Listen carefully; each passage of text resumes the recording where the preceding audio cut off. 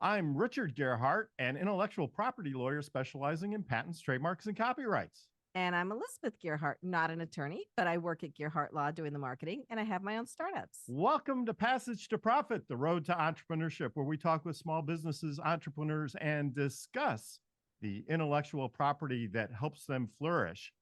Today, we have a very special guest, serial entrepreneur and business management consultant, Brian Will. And I'm really looking forward to hearing what he has to say about entrepreneurship.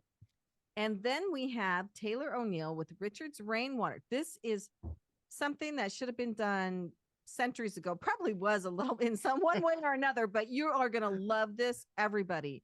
And then we have Steve Graham with Valiant Coaching. And if you need personal help from a coach who really knows his stuff, you'll want to hear what Steve has to say. And who doesn't need personal help? So I'm definitely down for that. I'm getting plenty of it from those people. But before we get on to our distinguished guests, of course, it's time for IP in the news.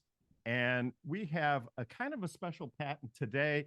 We found out that Alexa has the ability now to monitor sentiment. Well, Amazon applied for the patent. We don't know that it actually does it yet.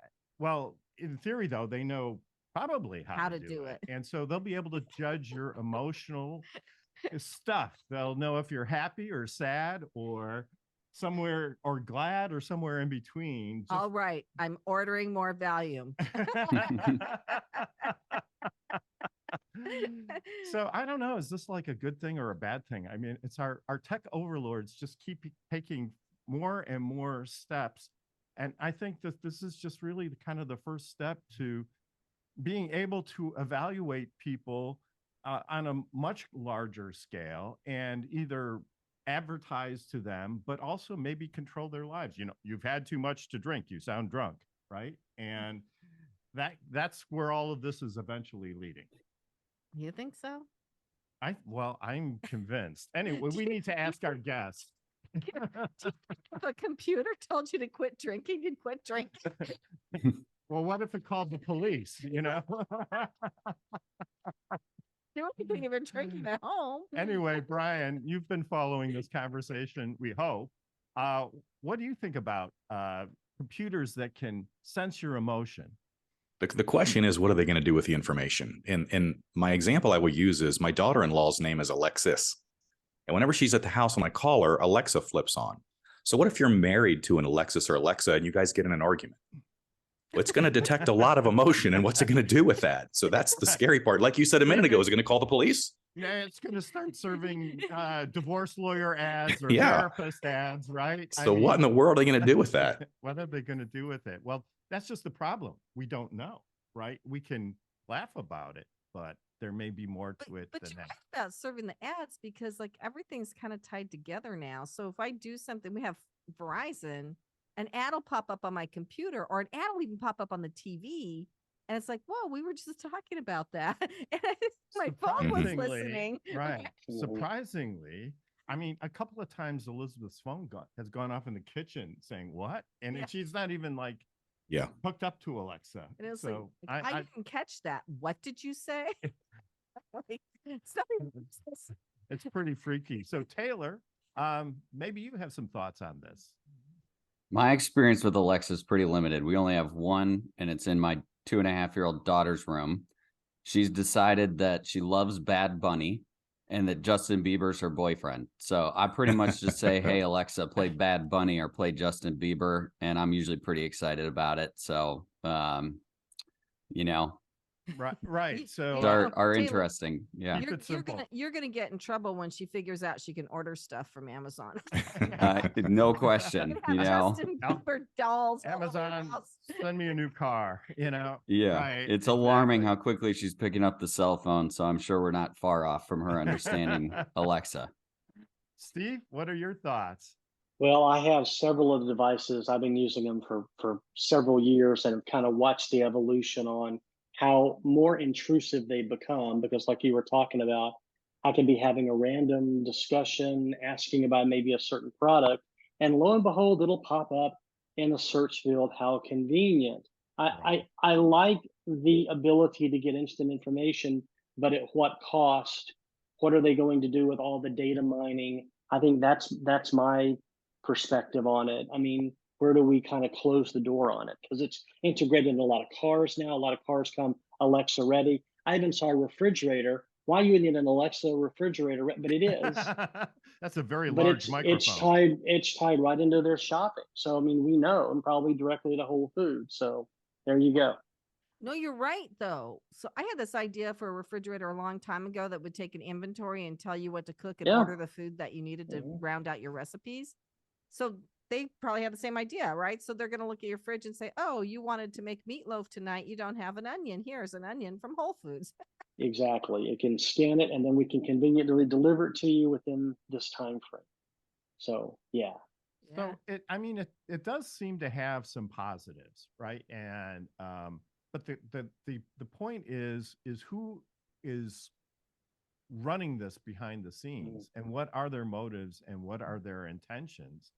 And I think it's one thing to have, commercial aspects to it, but a lot of these companies have active social agendas, and I don't feel comfortable turning my Right. information over to a company that could use it for anything, right? Sure. And this data it's just the refrigerator company that gets it. It's everybody who gets it. Oh Like, yeah. we have a robot that goes around and supposedly vacuums up the floor. And they send the floor plan data, I found out, somewhere to somebody. Who needs a floor plan of my house? Wow, that's interesting. Thieves Yeah, that are going to come in and exactly. figure out where you would That's stash right. your Yeah. jewelry. Go to thieves.com and you can get the floor plan of any house that you want to Find out rob. where Richard's safe is. Yeah. So we And have get to his ask Kenya refrigerator. her Right. opinion on this. Kenya, what do you think? Kenya, where are you on this? Well, the conspiracy theorist in me thinks it's a bit intrusive, right? I mean, how much information are we willing to give up, right? Where we start to sacrifice our privacy and quality of life. So, although it's cool conceptually, it's a little scary that they're able to listen to us and, take the tone of our voice or, try to identify empathy in order to subscribe us something, right? And based on our needs. So it's a little scary. I don't know that I want to participate. Well, we don't have an Alexa, but like Richard said, our phones spy on us anyway. Right. And They who knows? do. And our TV has a microphone in it. I mean, we can ask it to do things. We don't use that feature, but it has the mic. And so Yeah. I guess anyway, what's next after that, right? If what's they're that's just it. What's next? And I guess we'll find out, right? So it's just a matter of time. Well, doctors have been trying for years to get people to take their medicine when they're supposed to. That's always been a huge issue for doctors in the medical industry. So I don't know. Maybe Time for your medicine, Mr. Jones. You- Right. you get to watch this TV show until you take your medicine. Could it come down to that? I mean, I really hope not. Anyway, it's time to get on to the program. Thank you, everyone, for your comments. And Brian Will is joining us. Hi, Brian. Thanks for joining us on the show. Hey, Richard and Elizabeth, how are you? We're doing great. And so tell us about what you do and how you help entrepreneurs. My background over the last 30 years was launching companies that I've sold. I won 2 venture capital exits and 1 private equity exit. Started consulting for, public and Fortune 500 companies and sales management. Trained people. We've driven billions of dollars in sales. And I decided I wanted to take that back down to the entrepreneur level, to what we call startup to $10 million in revenue. So I wrote the book, The Dropout Multi-Millionaire, which is 37 business lessons and how to succeed with no money, no education, and no clue, which was me, quite frankly, when I started. And recently started another mastermind group, working with young entrepreneurs. So my goal these days is see if I can help folks, right? So we like to say that 500,000 people a month start a business in this country. That's 6 million a year. That's what the Chamber of Commerce says. And we know that 70% of them will fail. That means 4 million people a year are going to start a business that fails. And I have found that they fail for a lot of the same reasons. And so my goal is to go out and try to help these folks not fail, not lose their life savings, not get themselves in trouble and cause undue stress. That's kind of the goal. Brian, so if I could just ask sort of maybe a sensitive question here. Are you a dropout? Did you drop out from something? I actually failed out of high school. my Wow. junior year. And then I managed to get back in. I graduated with a 1.2 grade point average, which is like a D. I went into the military, tried to go to college, couldn't do it. And so I decided to be an entrepreneur. Well, Yeah, I would love to ask your net worth, but I don't think you should say it. But But I'm sure it's pretty high, right? So if that's really an unusual story, just for the record, my parents never graduated from high school either, so it doesn't, and they were successful. So I don't, education is not the only route. But I think you're the first person we've had on the show who's have ever had that path. Why do you think school was such a challenge for you? I'm very ADHD. Of course, back when I was in school in the late 70s and early 80s, we didn't know what that was, right? So I had a really hard time focusing. Unless I was super interested, I couldn't do it. I'd pick a book up and put it back down in 3 minutes. I just couldn't do it. So after a while, you just stop caring, and then you stop going to school. And then they say, hey, if you're not going to show up to school, you don't need to be here. And that's kind of where I was. Wow. Yeah, well, and that's really tough for people. It's better now. I agree with you. It's better now. My best friend I think she was dyslexic, but they didn't know that back then either, you know? And she was smart. Like, she was really street smart, but she just couldn't get good grades. She couldn't spell. And you'd look and she'd write letters backwards and stuff, but nobody could figure out what to do with her. And I'm glad now that people have the help they need. It is amazing to me that you've been able to do everything that you can do. But it seems like with all the different companies you started, like, you almost took that ADHD and said, okay, I'm just going to keep starting companies because that keeps me interested in going. And, yes. And that's, in fact, as I like to say, I'm very good at the launch and build phase. I'm terrible at the management phase. So the companies that I've started, we got them off the ground, got them going, got them to an exit, but then somebody else took them to the next level. So that's pretty much my track record. And that's kind of not untypical for people who have ADHD. They get very excited about solving the problem, but then once they've solved the problem, right, they're on to the next problem because they've solved it. Yep. And following through with the execution is, I own a chain of restaurants I don't even go to. I don't know how to cook. I don't know how to cook, don't know how to make drinks, don't know anything about running a restaurant. I own them and I let other people do it. Because once I built them, it wasn't that exciting. Yeah, I want to read your book. I hate to say this, but can I get it on Amazon? Yes, absolutely. Alexa, can you please give us Brian Will's book? It was a Wall Street Journal and USA Today bestseller. It's been in the top 10 in Amazon on every category for the last 18 months. Yeah, you can get it there. And what is the name of your book? The Dropout Multi-Millionaire. Look at the screen there. It's right behind my head. Yeah. The Dropout Multi-Millionaire.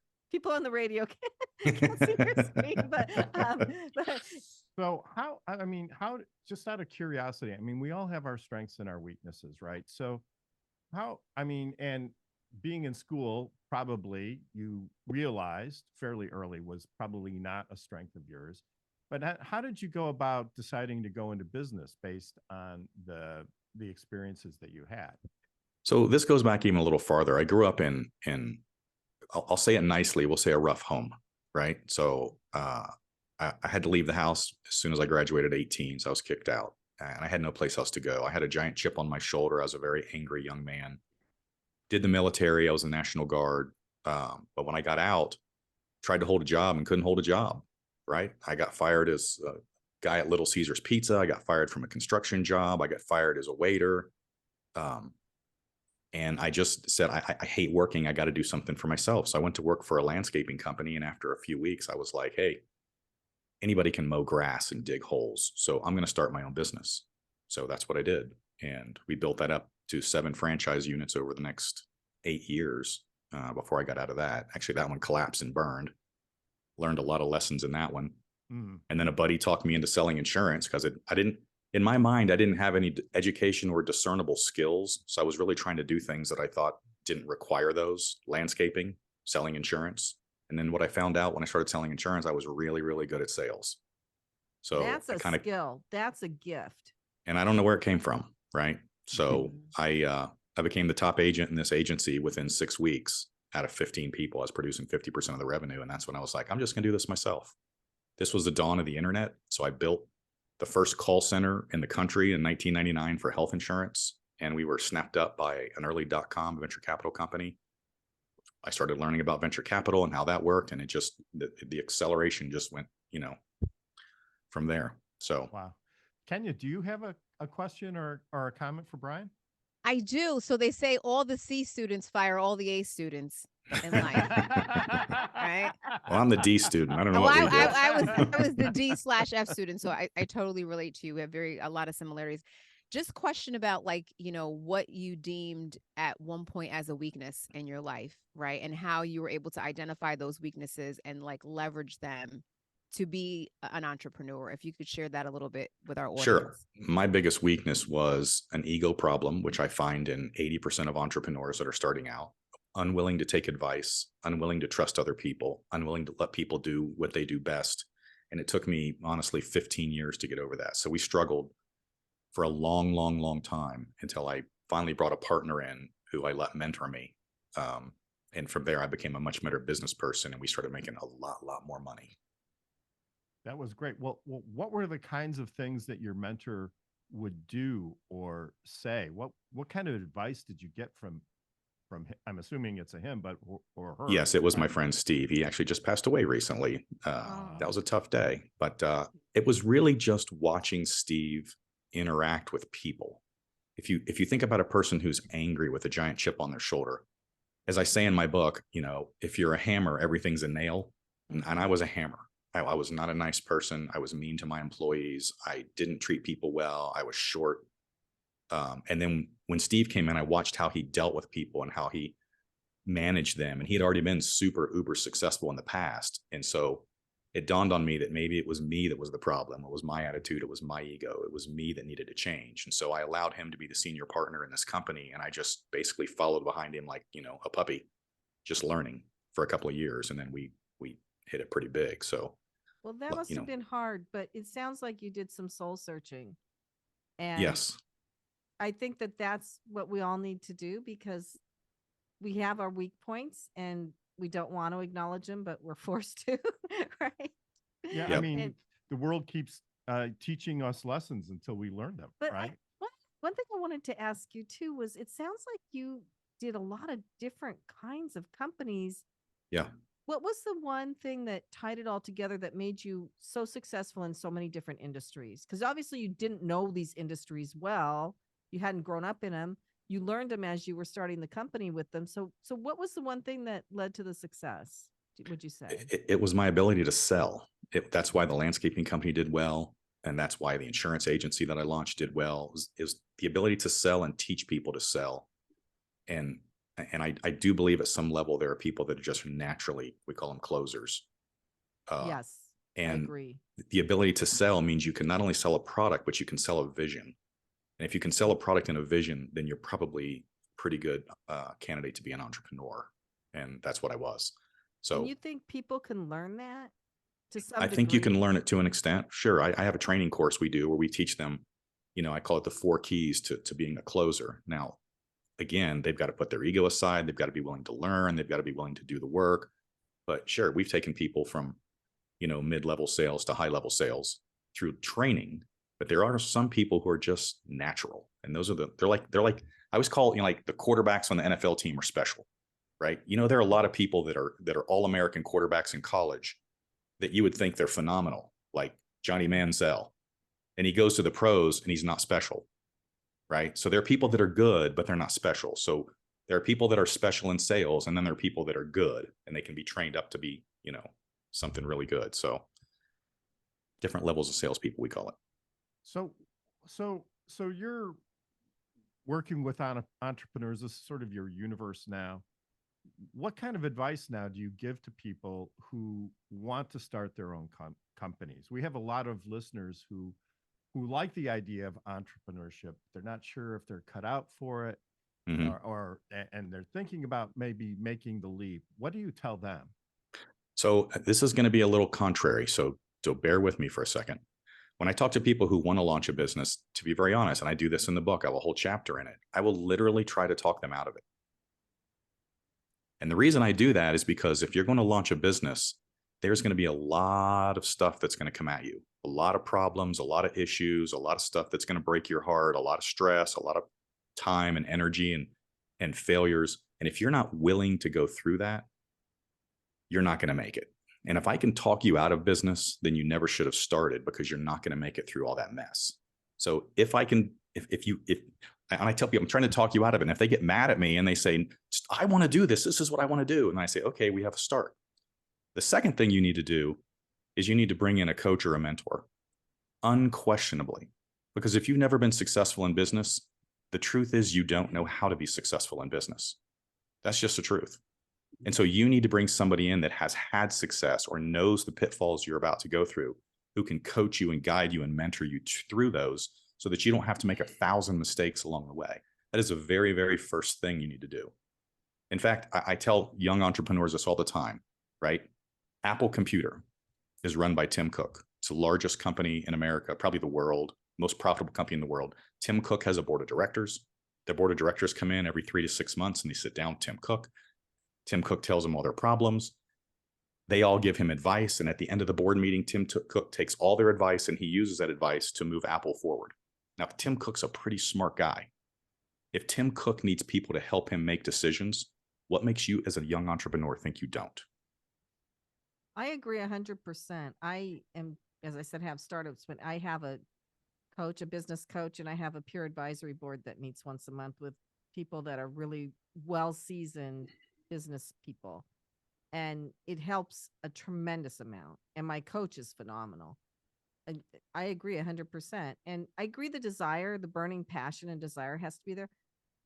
What do you think about confidence? Because I feel like you have to be super confident that you can succeed. Does that matter? I think that, yeah, it's part of the desire, right? Again, if I can talk you out of it, then you weren't confident that you were going to be able to succeed. That plays right into that. If you're confident you can succeed, then you're going to tell me to pound sand. You're going to go build a business. That's what I want to hear from you. I want that confidence. That is great advice. We have to take a commercial break, but we'll be back with more Passage to Profit and Brian Will, who's our guest today. And stay tuned. We'll be back right after this. Welcome back, listeners. You are listening to Passage to Profit with Richard and Elizabeth Gearhart. We are interviewing an amazing serial entrepreneur who's telling a story that I've never heard before. And I just can't believe how much value we've already gotten. We're going to finish the interview with him, and we're going to go to Kenya Gipson to ask the next question. Yeah. So I just want to talk about some of the pitfalls of business and what some of those are and how you help entrepreneurs get out of those ruts. There are a number of issues you're going to have as a young entrepreneur. I talked about one of them earlier, and it's your ego. Okay. Entrepreneurs are driven. They're A personalities. They're red. They want to drive and push. One of the first things they'll have is an ego problem. The ego problem says that I know everything and I don't need your help. The second problem they generally have is they bring people in and they will not allow those people to learn what they need to do. They won't allow them to fail so they can become better. This is typical when you go see an organization and the CEO is running around doing everybody's job. And the argument they make is, well, I can just do it faster and it needs to get done. Well, if that's the way you're going to operate, then you're always going to be in burnout mode. You're always going to be working 1,000 hours a week. You're never going to get an organization behind you that's going to be able to support you and grow and get you to where you needed to be. You don't start a business because you want to work 100 hours a week and be stressed out and burned out. That's not why you start a business. And yet the ego will turn your business into that if you can't get it in check. And we're back to the coach. That's what the coach is going to help you do. I think that's great advice. And as you mentioned, if you haven't, running a business is different than being in a business. And you have a lot of plates that are spinning at any given time. And you have to develop the ability to know which plate is starting to wobble and which one needs an attention and which one is spinning fine and can spin fine for another few minutes, right? So yep. I sometimes talk with my clients and I tell them, you know, running a business, you have to keep a lot of balls in the air at any one time.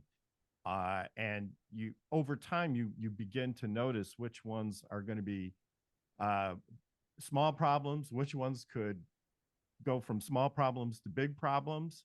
And then sometimes you just have big problems, right? Yep. And so, you know, but you have to expect that. You have to expect big problems. So, I mean, in my practice, we have big problems once every couple of months. I'm sorry. Maybe that was a little too honest. I will say, I was going to say, but once every 6 months, we have like a big process, it's all hands on deck. We've got to investigate this and we've got to fix it. And we do, but it's part of the terrain. But I do want to say something. So I asked you about confidence, Brian. And the reason I did is because when Richards first started Gearhart Law, he was able to land clients and he still does. And I believe that the reason he is so good at selling the jobs, landing the client, we don't really call it sales here, we call it landing clients, is because he's been in the industry for a long time and he speaks with such supreme confidence in his voice. You just know this guy knows what he's talking about, right? Well, thank you. Thank you very much. Well, it's true. And do you think that's a part of sales, is like really representing your product and knowing everything about it and being able to answer any question? Yes, as long as you can combine that with interpersonal skills, that people will make a connection with you. If you can make that connection and you've got that confidence and you know what you're talking about, it's a foregone conclusion. Can you develop interpersonal skills if you don't have them? Sure, but I will tell you the funny thing is the one interpersonal skill I tell salespeople all the time is shut up. And Richard says that to me a lot. Just stop talking. Well, wait a minute. Let's not take that too far. You know, you're a genius until you start talking. Once you start talking, everything goes downhill. But honestly, he did say at the beginning, he said, look, when we're networking and everything, he said, what I'm finding when I'm talking to these people is they want me to hear them. They want to be heard. They just want me to listen. Yes. Interpersonal skills, listening instead of talking.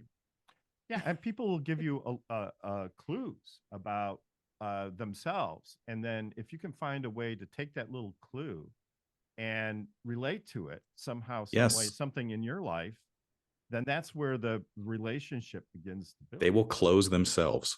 Absolutely. Yep. Okay, that's the Alexa. deal. We're going to be sitting around in our living room and Alexa's going to be listening to us and we're going to keep ordering more and more from Amazon, right? So you were a natural born salesman, but people can learn it. And I do think the passion and the interpersonal skills are both super important. So and I think though that we have blind spots. I don't know if I have good interpersonal skills. I know I have a lot of passion around what I'm doing. I don't know if I'm presenting it the right way. So I do think we need an outside person to tell us that. Well, I find you extremely personable. You get my jokes, but I don't know. I was joking around on my podcast, the other podcast, and she was like, well, you had to be there. So what are some other guidelines? So the sales piece for sure. What other pieces need to go? What other tools do entrepreneurs need to be successful? Sure. I have another speech. I actually just did this one for Molly Maid down in Nashville. We call this time travel and your magic crystal ball, right? So I tell business people, I say, listen, if I could take you into the future and show you what your business is going to look like in 6 months to a year, would that be helpful to you? Well, the answer is obviously yes. And I said, well, the truth is that's a magic crystal ball and you've already got it. And it's called your P&L, right? If we do a historical P&L analysis over a previous 24 months, line item by line item. Wait a minute, Brian. So a P&L, can you explain profit and loss statement? Profit and loss statement. All your income sources, all your expenses. We break that down over 24 months. We look at every single line item and we do an analysis, what we call trends, right? Trend factoring. And if we trend factor that from 24 months to today, we can actually follow those trends pretty accurately into the future. And I can tell you what your business is going to do next year if nothing changes. And you may see specific line items in there that are going down and you have to make a decision on how to fix it.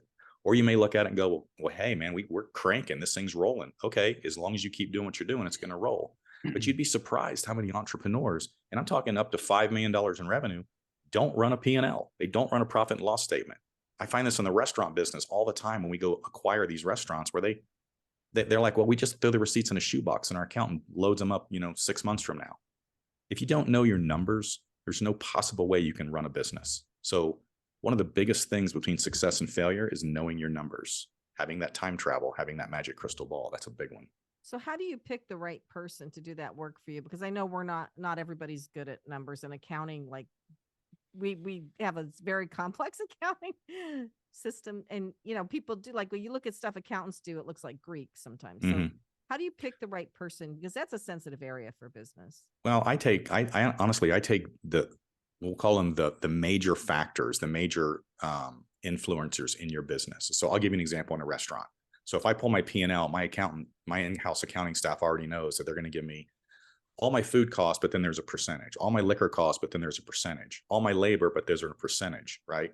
So all I have to do at this point, because I've already broken the P&Ls down to the way I want to see them, I just look at percentage numbers. And if I can track them across time, then I can tell what's going on. I can literally look at a P&L and tell you what's going on in your business without ever stepping in it. What are the percentages? Percentages of what? Well, for instance, again, we'll go back to this restaurant. I know that food needs to be 32% of food sales. I know that liquor needs to be 22% of liquor sales. I know that labor needs to be 20% of gross sales. I know that rent needs to be 10% of gross sales. So if you track those four numbers and you've got your revenue line across the top, I can tell you what's going on in your business. If any of those numbers start to change or go down or go up, then we have to go in and figure out what it is. So after you've built the system, you don't have to look at everything all the time. You only have to look at the triggers. So when you're creating these financial documents, the numbers that you mentioned, is that kind of an industry standard, or is Yes. that more specific to the individual restaurant? It's going to be semi-industry standard. Some restaurants are going to do different. If you're serving $100 steaks, you're probably going to have a higher food cost. We serve $12 tacos. So yeah, you can break that down into a sales organization. I do this with Fortune 500 companies. They've never seen anything like this. We call it bottom-up P&L. So we take each individual salesperson is an individual P&L within your organization. So we throw your OpEx costs into this individual. We throw their marketing costs into this individual, and then we track their results, their revenue, and we can tell you at an individual level how each salesperson in the organization is performing from a profit and loss statement. If you build the P&L from the bottom up, then the top down takes care of itself. But people tend to look at the top and they look at the big numbers and they think, oh, we're doing well. And I can't tell you a single organization I've gone into that I didn't fire 15 to 20% of the salespeople because they were losing money. Right. It's hard though to find the software that does everything you want it to do. That's one thing we've always struggled with. And we think we have some software now that is going to give us the data that we need, but we actually are going to have our son do some programming for us to get the reports we need, because we just can't, the software is not always where you need it to be for these kind of things. You find a lot of entrepreneurs that build their own. I built my own. So it does exactly what I want it to do. And we're going through the same process, because off the shelf stuff does not really go into enough depth to really give you the kind of information that you're suggesting is necessary. So, So of all the businesses that you've started, what has been your favorite? This is an odd question, but I'm not emotionally involved in any business I've ever done. To me, business is what's fun. People say, well, what are your hobbies? My hobbies are business. I just think it's fun. I think building something is fun, and the industry to me doesn't really make a difference. They've all been different. They've all been fun. Learning something new has been fun. So I have a question for you that's going to be kind of a strange question. Let's go back to your high school days. If there had been a real life curriculum in your high school where you built a business and you decided to go, you had available the tools you needed to learn the things to build a business, do you think that would have made you stay in high school and helped you? My answer to this is usually everyone has a journey. And I'm on my journey, and I don't know that my journey could or would have changed if something else was out there. If you remember my high school days, I was a very angry young man. So I don't know if anything would have helped. Now, I'm trying to work right now with a local high school and one of our local universities to talk to their entrepreneurship classes, because they are severely lacking in what they offer these kids. So it'd be interesting to put some real talented people into classes like this and let them teach these kids and see what these kids could actually do, because they're actually motivated and interested and want to do things. I was not at the time. Okay. All I knew at the time was I wanted to be rich. That's all I cared about. Well, you got there, so congratulations. Yes, I did. But I have felt that might be one way to kind of revamp some of our educational processes in this country, is to give kids skills they feel they need for the real world, because a lot of kids are like, I don't see why I'm taking this class. I'm never going to use this again. Yeah, my daughter has an MBA and she still, when she got out of college, struggled to balance her checkbook. What's up with that? Yeah. Wow. Well, Well, she knows how to do it theoretically, but well, our daughter took a financial literacy class in like 5th grade, and she's been a tightwad. She manages her money down to the last penny, like ever since that class, and made a huge impression. So one question that it kind of came up, and that is should you rely on your own advice? So that's a chapter in my book. okay, that's a chapter in your book. It's called Your Personal Filter and Should You Listen to Yourself? Right. And if you're new in business, and by the way, we break this down. I'm not talking about being a parent. I'm not talking about raising kids. I'm not talking about anything. I'm talking about business right now. If you are new in business, then you do not have the correct personal filter to make quality decisions. That doesn't mean you won't get lucky, but for the most part, you don't know what you're doing and you don't know how to make those decisions. And that is why you need to have a coach. Mhm. Yeah, I agree. And other people maybe, I don't know, Richard gets a lot of advice from a lot of different people. Which is great. I mean, you really you do always want as many opinions as possible. You just have to kind of. I'll tell you a quick story. As good as I think I am right now, right? When I wrote this book and I did the design for the cover and I sent it to the publicist and she called me, she goes, "This sucks. We're not using this." And I was like, no. I am a businessman. I am successful. This is the cover we want to go with. And I argued with her for about 10 minutes. And then I thought to myself, what am I doing? This woman has done like 200 book covers. I've done 0 and I'm arguing with her. So I had to check my ego, let her do it. And it came out awesome. So it's, everybody's got an ego. You still got to check it. Yeah, I had to find out that my design skills aren't that great either. I mean, I love Canva and doing all this stuff. People are like, yeah, I don't think so. Yep.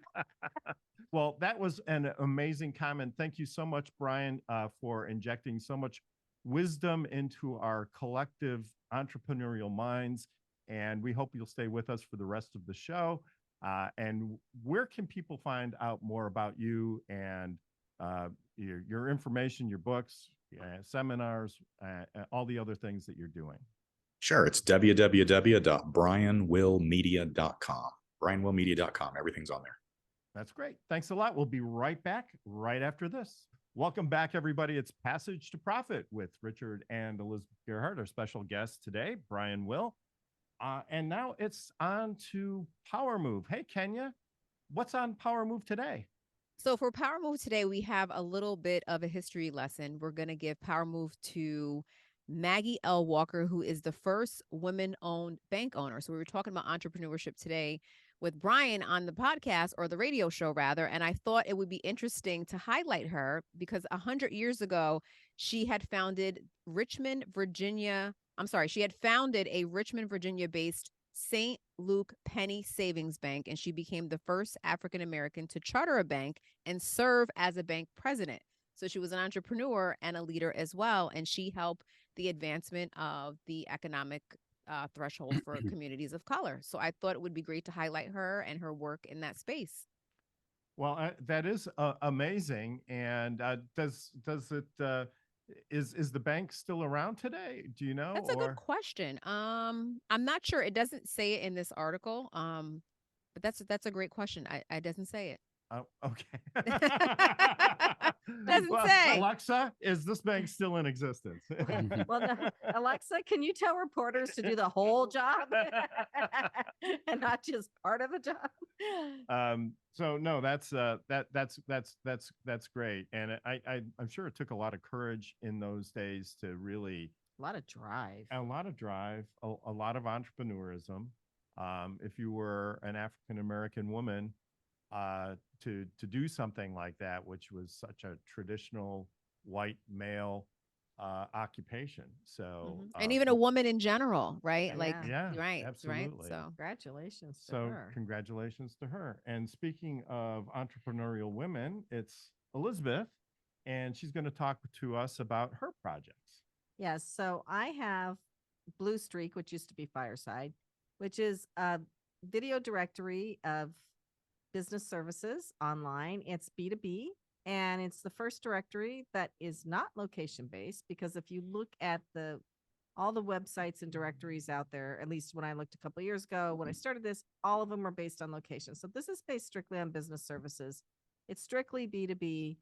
And you really, you don't want to have a location. I mean, you can put your location on there, but the location is not important. And I'm doing short videos and long videos of business owners to be in this listing directory. So I just talked to my peer advisory board yesterday, to Brian's point, going to make some more changes. I've changed this thing a number of times. I started in late 2019, right before COVID. I've changed it a whole bunch of times. I'm going to make some more changes, talking to my website, doing a new website, talking to the website guy. We figured this, so anyway, I'm listening to all these people that are much more experienced than me and are looking at this from the outside and incorporating a lot of the changes I suggest. That's one thing. And to my second thing is, this is kind of a long story. I'll try to make it really short. We got to try to make a long story short. Okay. I would have made it shorter, but I ran out of time. So we adopted a kitten that developed this issue where he's scratching his face. So I started a podcast, found a podcast partner who's really into it. She's a lovely woman named Danielle. I always want to call her Danielle Woolley. And we have a podcast, and we realized getting some feedback and talking to people, like, you really can't talk about cats for 25 minutes. It's like overkill. So I find that shocking, because you routinely talk about cats for more than 25 minutes. It's hard to talk about a cat for more than 25 minutes. I'm sorry, try it. But anyway, so based on feedback, we're making maybe it just seems like 25 minutes. I don't know, but we're making it more about interesting people who like animals, and cats in particular, but animals in general, because there are a lot of dog lovers out there that are interesting people too. And we even have, we know somebody who's a reptile lover who has snakes, who's a very interesting person. So anyway, we're opening it up. Now there's an interesting challenge. Can you talk about snakes for 25 minutes? Absolutely. I guess so. Anyway, you can run away for 25 minutes, but on to the rest of the show, because we have some exciting things coming up. So I would like to introduce Taylor O'Neill with Richard's Rainwater. It's richardsrainwater.com. And this is a very cool technology and very appropriate for the times. And I'm just so excited about this. Taylor, please tell us what you're doing. Awesome. Thanks for having me on the show. Our company's journey actually started all the way back in 1994, when the Richard on our cans and our bottles moved to Hill Country, Texas with his wife, Susie. And they were very frustrated with their choices in water. They didn't like the contamination of the city water. They didn't like the hardness of the well water. And so they installed a system to run their entire home on rainwater, harvested water. And then the neighbors started coming over and noticed that the dishes were cleaner, the water tasted better, and started asking him a bunch of questions about what they had done, and asking Richard to install the same system in their homes. And so he did that for about 20 years. Installed thousands of home systems here in Texas for people who wanted a better source of water. Richard and Susie are lovingly hippies for sure. The exact type of people that you would think would do something like this. And Richard got to thinking on a job one day, what would it take for me to be able to bottle this and be able to give it to more people? It took him 4 years of back and forth with the TCEQ, but in 2002, he became the first person in the United States to get approval for bottling rainwater. And then, as a hippie might, he spent 15 years caring a lot more about harvesting the rainwater than he did selling it. So in 2017, myself and a few other folks got involved in the business. Richard and Susie were 70 years old and ready to do something else with the rest of their life. The bottling facility was hand built by Richard himself. They had 2 filler heads missing. We were filling bottles one day and labeling them the next because we couldn't get the labels on them in the same day. They had 3 people working 3 days a week. They sold to some of the coolest people in Austin, some famous folks that everybody listening to the show would know, and some of the best hospitality venues in Texas, but didn't care so much about anything other than the fact that the customers had to share their sort of vision of what was important in the world. And focus on sustainability, focus on higher quality products. And so we were brought in because one of our largest shareholders has given a lot of money to clean water initiatives all over the world and was very intrigued by the concept that Richard had put together with Susie, and had a different perspective on it because he'd been to places like Africa where folks that he was helping didn't have immediate access to clean water. So year one, I went from being a recovering hedge fund guy to a water salesman with less training than the folks that Brian has helped.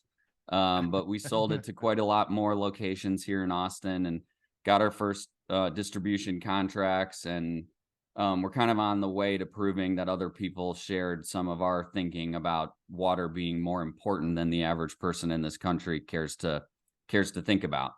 So my first question is, yeah. How does rainwater taste? Does it taste different from tap water or bottled water? It does. Yeah. It's one of the most common pieces of feedback for us is we get a lot of people who say water tastes like water. And we just say, here, just try it.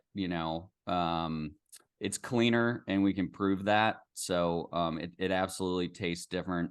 And it's one of the major selling points in terms of consumer adoption is just the way that it tastes. It's a lot better. It doesn't have that little chlorine tang. So,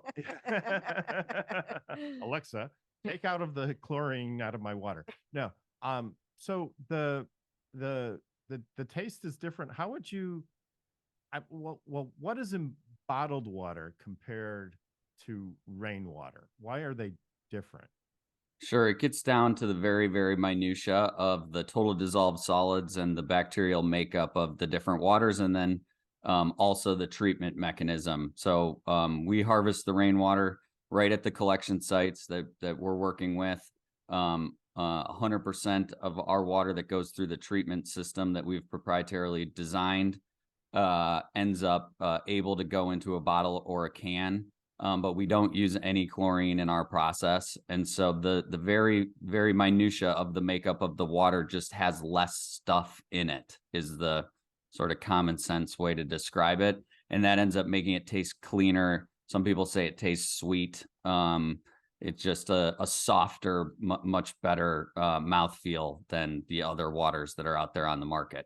Yeah, I told you about this before we started, but I have to bring it up. When I was a little kid, I think I had read something like Titanic, where they were on this ship and then they went out and they got this clean water on the top of the ship and it tasted so good. So I decided I was going to try that. So I put a little cup outside and got some rainwater in Seattle. So it was easy to do.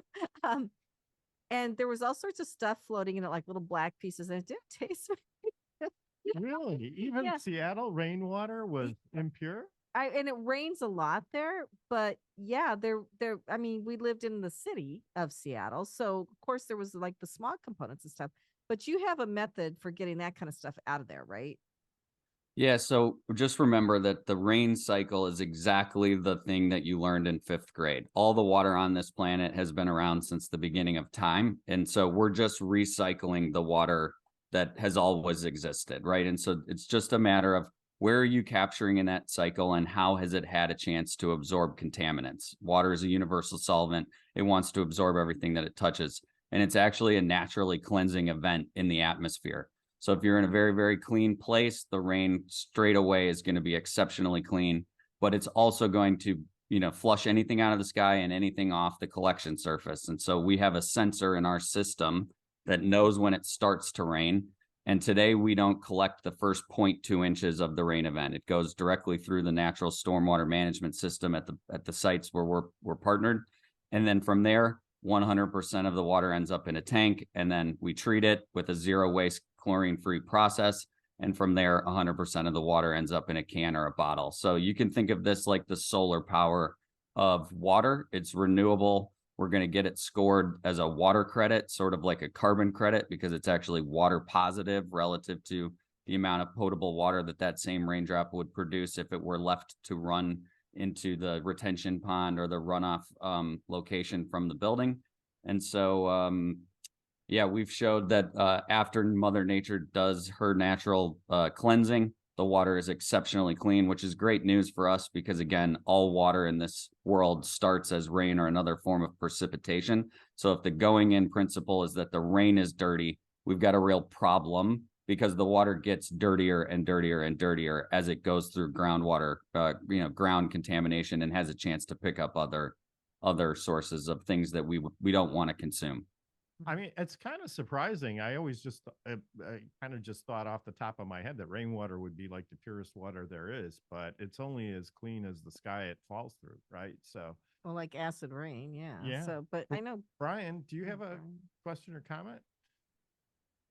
Yeah, so I'm looking on Amazon. I see your product out there. Mhm. So you guys have obviously launched and you're rolling along. And your facilities are where did you say they were? So we have one in Kiln, Mississippi at a brewery. We just launched what we think is the world's largest potable rainwater facility in New Orleans at another brewery. And then we're talking to facilities in North Carolina and Oregon and Florida and Pennsylvania. So our plan is to build a decentralized network of these collection sites so we can move the water the least possible distance from where it's captured to where it's consumed. Because when you think about bottled water and water in general, the first and most important thing is the cleanliness of the product. The second thing in terms of environmental impact of moving something as heavy as water is how far does it travel in and what mechanism does it travel in terms of the carbon footprint reality of the impact that the business is putting on the planet. So do you have this product on the shelf or is it online sales at the moment? No, yeah. So we're sold nationwide at Whole Foods. We're in other banners like HEB, Central Market, Kroger, Sprouts, Albertsons. So building a national network of retail partnerships. And then again, our business was really built, has its foundation serving hospitality venues, bars, restaurants, coffee shops. Right. So Brian, we'd love to get the product sold into your restaurants. Well, I was just thinking, what kind of output do you have right now? Potential. I assume since you're looking at more locations, you're trying to crank that up. Yeah, we are for sure. And so at every site, we go in and do a 10-year analysis of every rain event that's taken place in that geography. And we use that to assess the probability of drought. And what that input allows us to figure out how much storage tank do we need based on the amount of production that the site is trying to produce. And the probability. A lot to this. Yeah. And, So Kenya needs Kenya, to do you have a question or a comment? I do. I mean, obviously, water continues to be this high commodity. And do you see your technology and your process kind of becoming the national or the global footprint for how we start to preserve our water and continue to live on from here, because it's scary what's going on with water right now. It's a great comment. It's the reason we're excited about our business. In the years that I've been running Richards, 5 years, we've had at least a few days every year in Austin, Texas, where the municipal water system wasn't producing safe water. That's one example. Then you think about things like Flint, Michigan, and Jackson, Mississippi. Then you move over to California, where we've had extreme drought. Then we get extreme weather, and instead of being able to harness that rain when it fell, it ran off and actually created additional contamination of the waterways that folks are trying to access on a normal basis. So we think that what we're doing is the leading consumer-facing example of a concept that should be proliferated in different ways. Big buildings should harvest rainwater and use it for their water sources. We think sports stadiums, malls. This is one of the only ways to take better care of the water that's falling from the sky and use it more efficiently so we can put less pressure on the existing infrastructure, which quite clearly needs to be updated and invested in a real significant way, even in our country. And it's light years better here than it is in certain other places in the world. So it's a basic concept in a lot of ways, just takes people caring enough to go out and systemically install these things.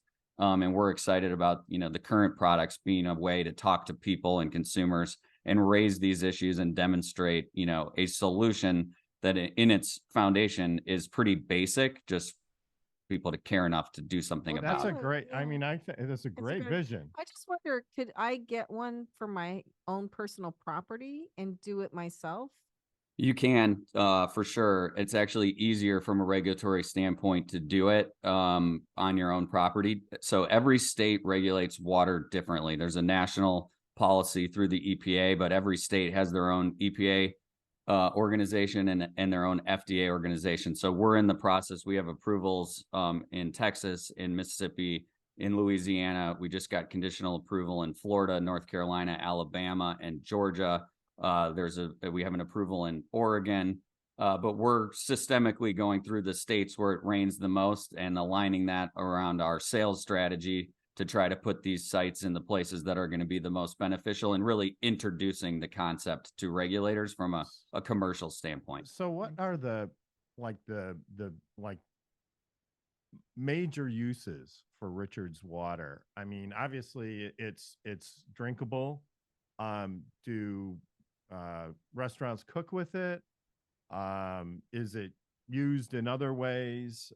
Probably not for bathing, but it's mostly just consumed in some way, right? Yeah. So for us today, our products, we have we put our still water in aluminum cans. We're one of the first companies to eliminate the single-use plastics.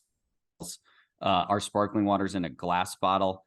The bubbles stay carbonated over 24 hours. So we do see a lot of bars, restaurants, and consumers using it in mixology, whether it be mocktails during dry January or cocktails.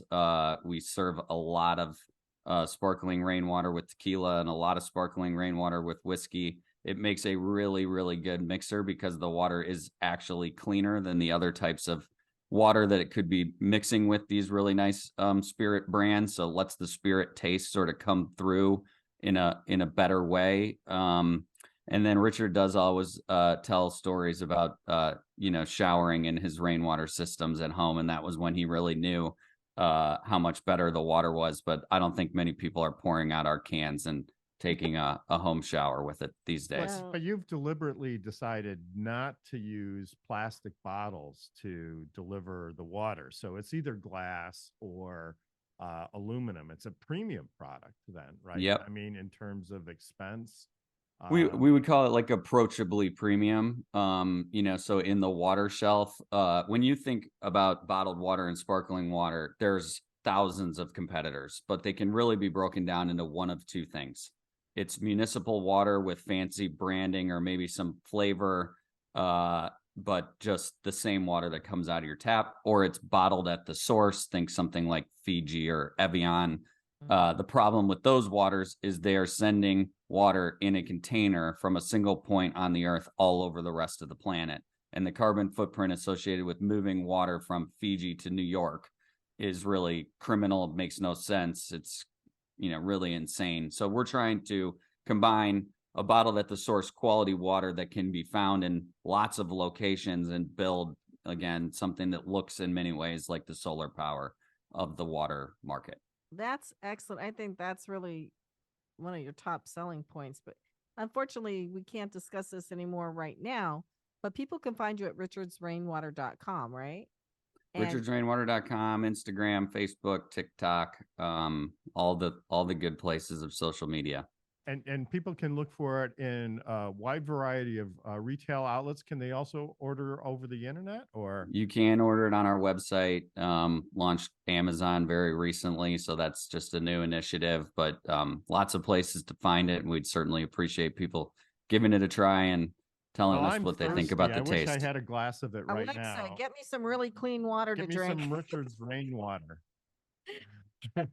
Well, that was excellent. Thank you. So now we're going to be talking to Steve Graham with Valiant Coaching. So I know we have two coaches on the program, but their coaching strategies are very different. Brian helps with bigger companies. Steve helps more with individuals, and really interested to hear what you're doing, Steve. Welcome to the show. Thank you. Yeah, thank you both for having me on today.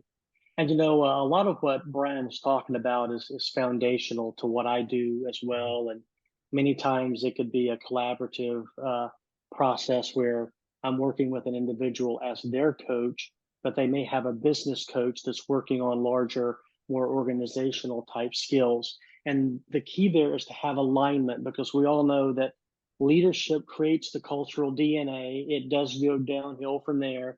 So if there's alignment between what I'm working on as their independent professional coach and maybe what Brian's working on organizational, the chances of having our desired outcomes and success go way up. So I launched Valiant Coaching and Talent Development in 2015. I'm based in the Dallas-Fort Worth area, but because most coaching is done virtual, I have clients all over the globe. I work from everywhere from college graduates to Fortune 100 CEOs and other C-suite level individuals.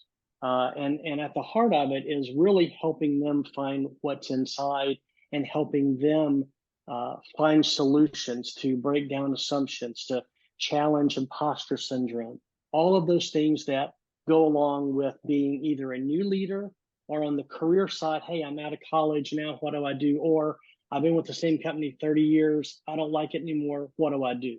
And I really focus on both career and leadership coaching. That's interesting. So what kinds of things do you say to somebody who says, well, I would like to improve my leadership? What kind of directions do you take them?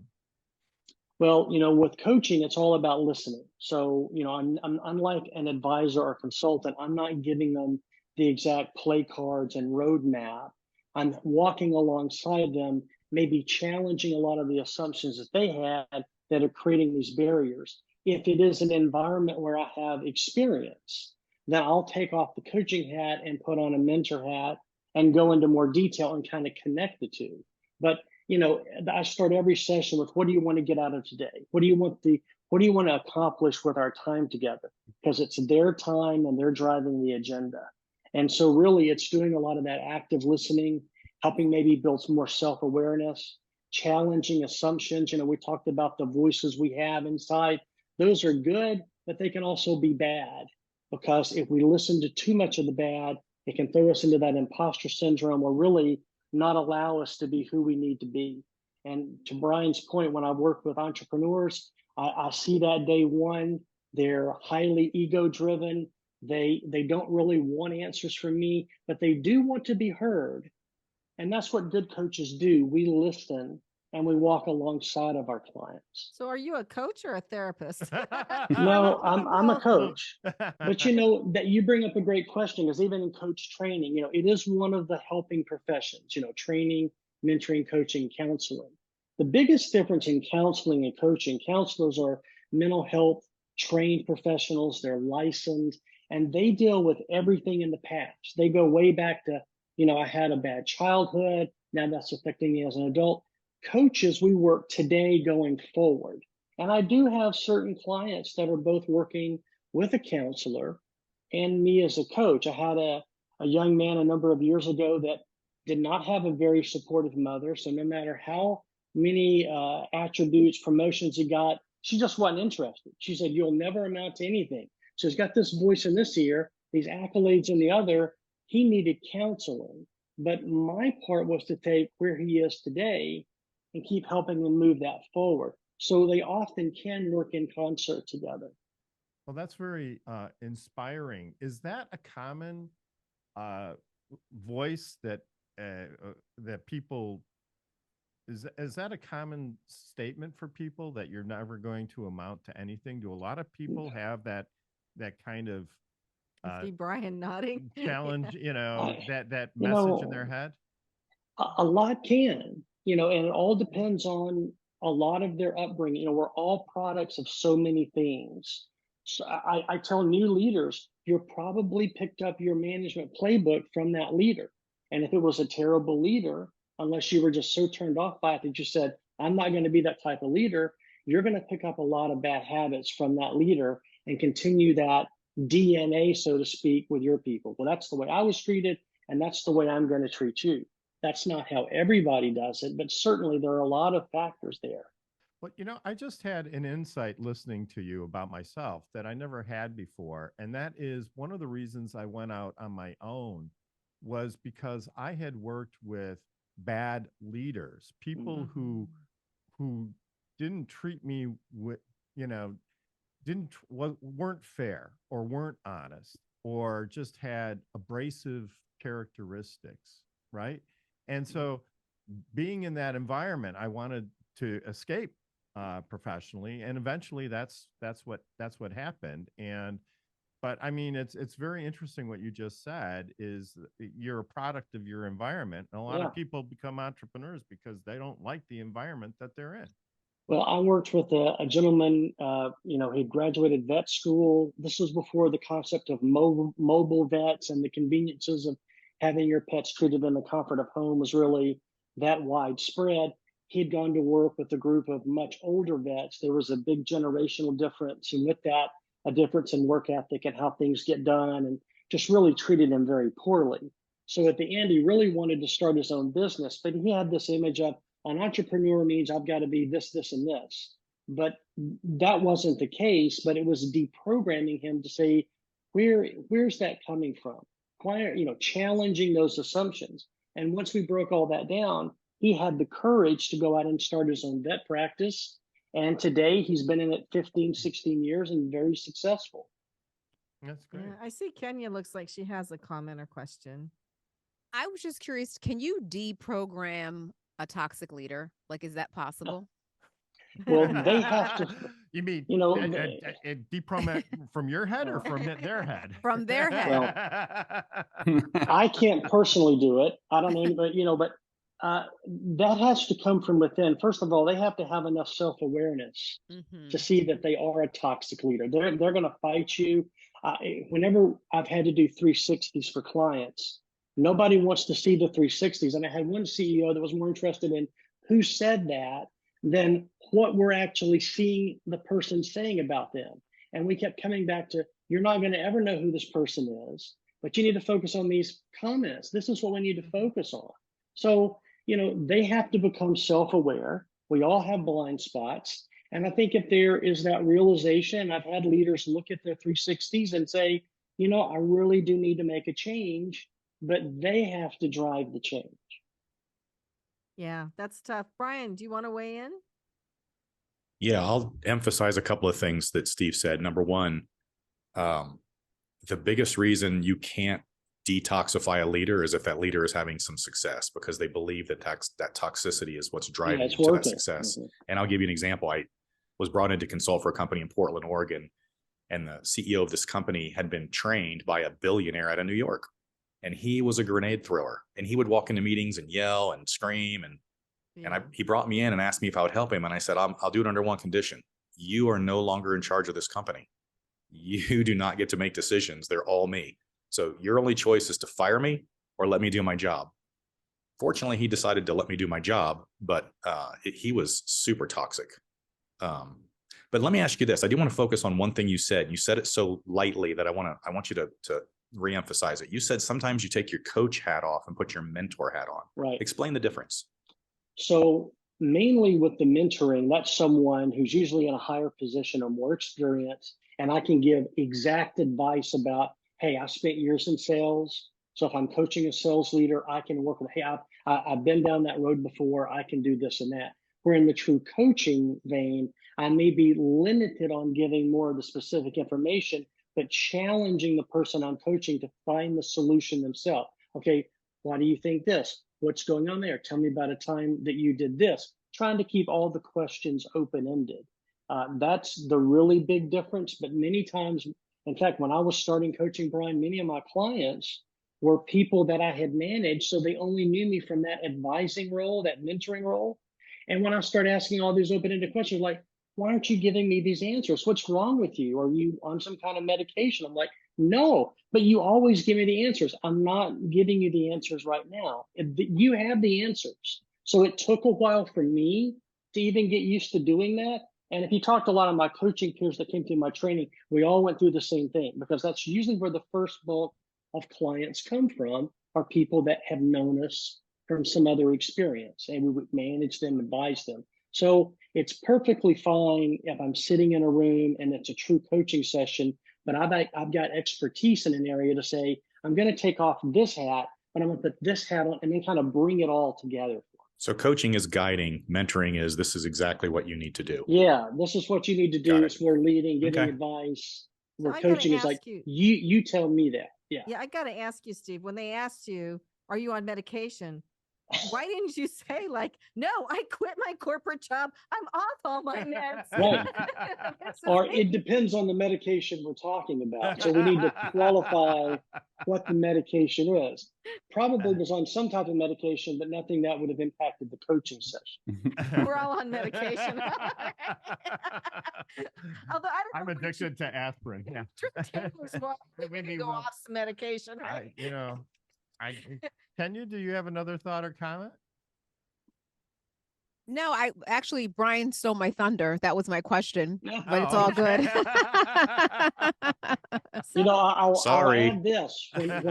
When I started coaching, so the industry wasn't new, but it was still in a growing phase. Today, there's more acceptance by, HR organizations, different types of organizations that do training and development, because it is one of the helping professions. Some organizations even hire internal coaches. I think you'll see most of us be external to an organization because we don't bring any biases in, and I don't have to know who all these other characters are to come in. And sometimes it's actually better if I don't. That way I'm not tainted or biased. And I think oftentimes it helps build more trust with the client if they're paying me rather than, oh, the company's paying me to get a coach. And we've had to shift the thought that coaching is punitive. Coaching is developmental. It is not punitive. In fact, there are some organizations that are adding, we'll give you X number of coaching hours as one of their total reward perks in the company. We know coaching helps people. All of us have tough times. We just need someone that can listen to us. Well, and really successful rich people have coaches. It's not just people that are starting businesses. Like, I think there are a lot of people that have coaches or just somebody on the outside that can bounce things off. Unfortunately, we have to conclude this segment, but we're not done with the show yet. So Steve, how do people find you? I'm at www.valiantcoaching.com. Excellent. So stay tuned. We'll be right back. You're listening to Passage to Profit, Road to Entrepreneurship with Richard and Elizabeth Gearhart and our special guest today, Brian Will. If you missed any of the show, the podcast will be out tomorrow. And I got to tell you, if you've never heard Brian Will speak, you need to hear what he had to say because it was amazing. And everybody else on the show has been amazing. I was too. just going to say, we've had a lot of amazing content today, and definitely check out our podcast. So we'll be right back. And welcome back, everybody. Passage to Profit. I think we're having almost as much fun during the breaks as we are during the program itself. But that said, it's now time for Elizabeth's famous, it's the end of the show question. Okay. So Brian Will, this goes to you first. All right. Which animal do you think would make the best entrepreneur? All right. So the quick background here, an entrepreneur needs to be at 30,000 feet, managing multiple divisions, multiple ideas, multiple projects. He needs to be up there so he can look down on everything. Perfect animal for that is a giraffe. Ooh, Oh, yeah. And also kind of on the flashy side, too. I like that part. Taylor O'Neill, which animal would make the best entrepreneur? It's a great question. Unfortunately, my dog got hurt yesterday, so the only animal I can think about is him right now. I think he does exhibit some traits that are helpful. He's very empathetic to the whole family, and I think that's an incredibly important trait. The higher that you get in your organization, trying to relate to all the different folks, he's incredibly positive, and I think that's something that's one of the most difficult things that I've had to remind myself of along the way for all the challenges that Brian brought up during his talk. They do seem never ending at times, but it's on the right trajectory. It's important to remember all the positive things that are happening and remind your team of all the positive things that are happening while you're moving them along to the next things that have to get done. Excellent. Yeah. So Steve Graham, which animal would make the best entrepreneur? Well, I'm a dog person, but I've got to tell you, I really did some thinking about this. I think it would be a cat because cats stay curious no matter what. Cats are not really dependent. Hey, take it or leave it. You know, you can love me, you can hate me, whatever. They will show you affection, but it's going to be on their time. I think you have to have a lot of that resilience when you're an entrepreneur, like Brian was talking about, almost talking you out of doing it. You know, and a cat does what a cat does and goes about their way. So I think it would be a cat. Okay, That's a pretty good excellent. Yeah. answer. Ken- Kenya? Kenya Gipson. Yes. Well- Which animal makes the best entrepreneur? I would have to say a lion. So it's similar in the cat family, right? Lions are very courageous. They're very tenacious, right? They're very focused in terms of like what they have on their radar in terms of like a goal or a target. And they'll bite your head off if they need to, right? Which I think are all keys to a great entrepreneur, right? Excellent. Richard Gearhart. Which Oh, wow. animal make the best There entrepreneur? are so many possibilities here, but I'm going to go with one that's not obvious, and that is a turtle. Okay. Because a turtle is almost indestructible, and if it comes under attack, it just kind of hunkers down. It waits for the attack to pass, then it gets up and it starts plodding along slowly and carefully. And they also live a long time, and they don't eat a lot. So I think that those are all good characteristics for an entrepreneur. Well, you don't have to. There may be times you go hungry as an entrepreneur. Let me just put it that way. So, Well, so I was thinking a dog because they are resilient. No, nothing seems to bother them for very long. But I changed my mind because dog was already taken. So I was really thinking That about. was I think on that- the toes thinking there. You managed to switch animals in mid-show. I'm gonna say an ant. And the reason I'm gonna say an ant was I think they can carry like 100 times their own weight or something. Like they're incredibly strong creatures, and they all know how to get along with each other too. So And they can climb up walls and annoy people. and they can find food when And they they- need to. So there we have it, folks. So to wrap up, Richard has kindly reminded me that I do need to go through everybody's websites again. Mhm. So who was on the show today? Marvelous Brian Will, serial entrepreneur, business management consultant, and best-selling author, brianwellmedia.com. And his book is The Dropout Multi-Millionaire. And so no matter where you started, you can finish big. And I think Brian is a great example of that. And then we had an incredible innovation for water with Taylor O'Neill, richardsrainwater.com. Probably the cleanest, best tasting water you'll ever drink. I hope his business never goes underwater. God, please. Amazing Steve Graham with Valiant Coaching. I really love his approach to coaching and mentoring. I thought he really is. Yeah, I mean, very personable and approachable. I think that's a wonderful characteristic, I think, for somebody who's a coach. Yeah, he just feels like somebody you could really trust. Like you could talk to him and really trust what he's saying. And that's valiantcoaching.com. That's great. So, that said, it's time for us to wrap things up. We need to sign off this week, but we will return to this station next week with another episode of Passage to Profit. And before we go, I'd like to thank the Passage to Profit team, Noah Fleischman, our producer, and Alicia Morrissey, our program director, and the whole iHeart team. Our podcast can be found tomorrow anywhere you find your podcast. Just look for the Passage to Profit show, and don't forget to like us on Facebook, Instagram, and Twitter. And remember, while the information provided during this program is believed to be correct, never take a legal step without first checking with your legal professional. That's it for us, and we'll see you next week on Passage to Profit.